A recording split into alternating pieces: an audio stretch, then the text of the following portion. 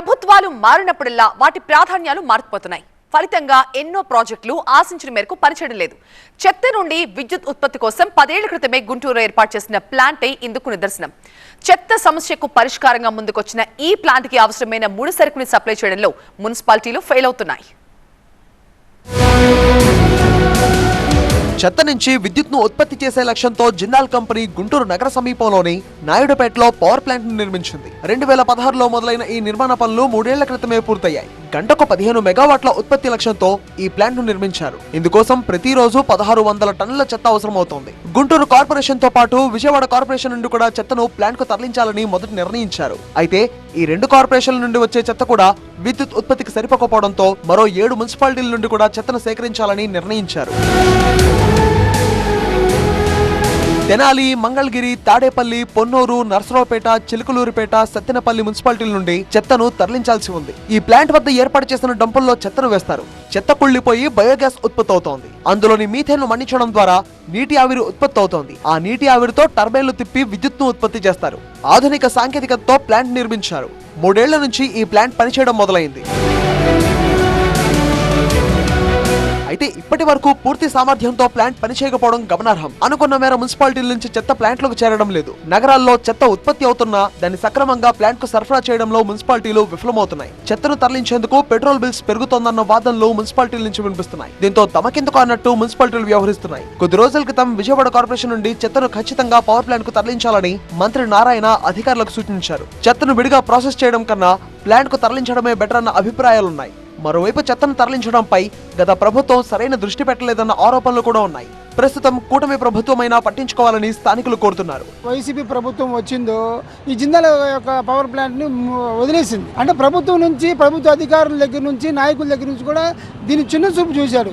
ఎక్కడ చెత్త అక్కడ పేరుకుపోవడం, తాత్కాలికంగా ఊరు అవతలు తీసుకెళ్లి ఆ చెత్తనంతా అక్కడ పడేయడం చేస్తున్న వల్ల, అందులోనూ ఇప్పుడు చెత్త వల్ల రోగాలు వస్తున్నాయని చెప్పేసి అది చాలా ఇబ్బందిగా ఉంది. నగరాల్లో కానివ్వండి, గ్రామీణ ప్రాంతాల్లో కానీ చెత్త పెద్ద సమస్య అయింది.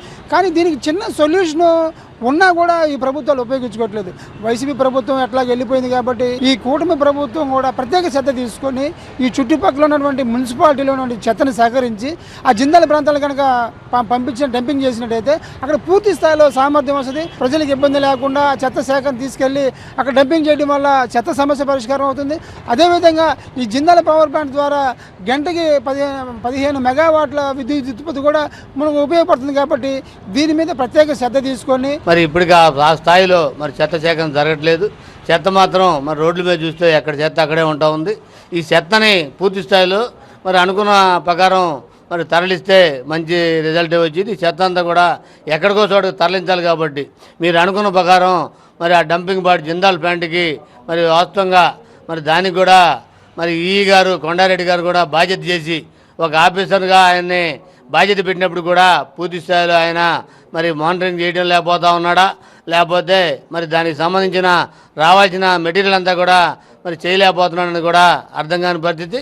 గత ప్రభుత్వం అన్ని రంగాల్లో విఫలమైనట్టే జిందాల్ ప్లాంట్ కూడా చెత్తను సరఫరా చేయడంలో ఫెయిల్ అయిందని గుంటూరు తూర్పు ఎమ్మెల్యే నసీర్ అహ్మద్ విమర్శించారు. గుంటూరుతో పాటు ఇతర ముఖ్య పట్టణాల నుంచి చెత్తను సేకరించి పవర్ ప్లాంట్ కు తరలించడంపై తమ ప్రభుత్వం చర్యలు తీసుకుంటుందని హామీ ఇచ్చారు.